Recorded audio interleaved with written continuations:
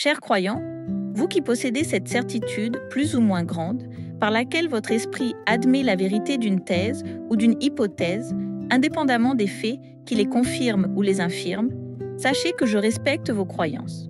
La foi reste avant tout une affaire personnelle. Une croyance est un état mental dans lequel on considère qu'une certaine proposition est vraie, tandis que le savoir repose sur du concret. C'est une garantie de vérité, certes plus ou moins recevable, mais tout de même présente.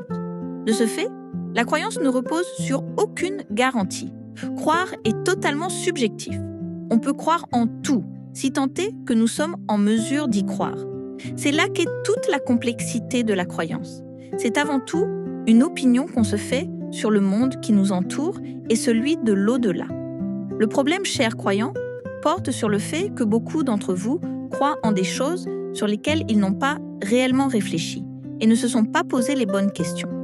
Beaucoup d'entre vous croient en ces choses uniquement sous l'effet de mimétisme, du genre « aujourd'hui c'est tendance de croire en ça, donc je le fais aussi ».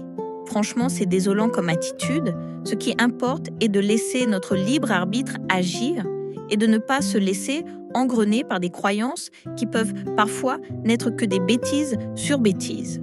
Pour savoir vivre en communauté, il est nécessaire d'accepter les différences de pensée de l'autre, même si on n'est pas d'accord avec ce qu'il dit. Là est toute la difficulté. Cette difficulté qui a trop souvent provoqué des conflits et des guerres qui marqueront à jamais l'histoire. Certaines croyances sont condamnables, d'autres dangereuses, voire nocives, ou procurent un faux sentiment de confiance.